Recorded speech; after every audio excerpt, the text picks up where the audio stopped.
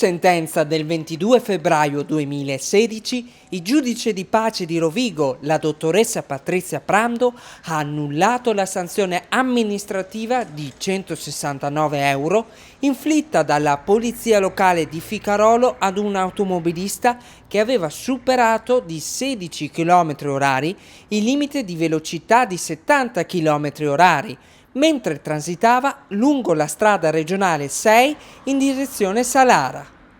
Per contestare l'infrazione, la polizia locale ha utilizzato uno strumento denominato Celeritas Evo UL, che come i più conosciuti tutor autostradali rileva la velocità media attraverso 2 telecamere poste all'inizio e alla fine di un tracciato.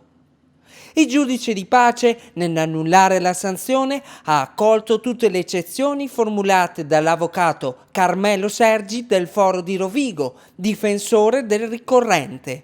Il giudice di pace di Rovigo ha annullato la sanzione amministrativa ritenendo in primo luogo l'irregolarità della taratura effettuata, una taratura che deve essere eseguita annualmente, e che nella fattispecie era stata eseguita dalla ditta costruttrice anziché da un centro SIT accreditato, i centri SIT accreditati che secondo la sentenza e secondo la legge sono i soli che possono garantire imparzialità e obiettività nel rilevare il corretto funzionamento dell'apparecchiatura. Un'altra ragione per cui la sanzione amministrativa è stata annullata è dovuta all'irregolare posizionamento dei cartelli di preavviso collocati lungo la strada ad una distanza di uno di 650 metri dal primo apparecchio e l'altro a 150 metri dal secondo. Secondo una legge del 2010 sulle strade extraurbane i cartelli di preavviso devono essere collocati ad almeno 1 chilometro di distanza prima delle apparecchiature che rilevano la velocità degli automobilisti di passaggio. Un'altra ragione per cui il giudice di pace, in accoglimento delle eccezioni proposte, ha annullato la sanzione è derivata dal fatto che il cartello conteneva un generico avviso di controllo della velocità, precisamente diceva attenzione controllo elettronico della velocità, senza specificare che la velocità rilevata non era quella istantanea, ma quella media lungo un tratto stradale della lunghezza di circa 1 chilometro, 1 chilometro e 2. Quindi, secondo il giudice di pace, per ragioni di trasparenza e di lealtà della pubblica amministrazione, il cartello avrebbe dovuto contenere espressamente, così come avviene nei tratti autostradali con il tutor, l'avviso che appunto la velocità rilevata era quella media e non quella istantanea. La sentenza costituisce indubbiamente un importante precedente ed è un punto di riferimento a sostegno di eventuali analoghi ricorsi.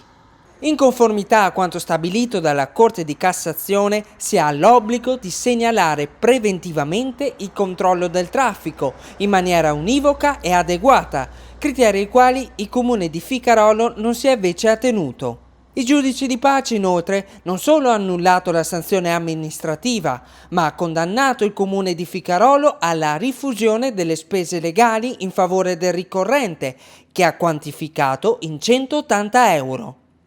Le telecamere di Pianura News sono andate nel comune polesano a sentire la replica del primo cittadino, Fabiano Pigaiani, per il quale il tutor svolge una funzione preventiva per possibili gravi incidenti che si sono già verificati in passato nel medesimo tratto di strada. Noi riteniamo ancora di avere ragione perché con la massima trasparenza abbiamo installato questo tipo di apparecchiatura e che riteniamo sia un'apparecchiatura importante, che abbia le caratteristiche e le regolarità, i certificati necessari per riuscire a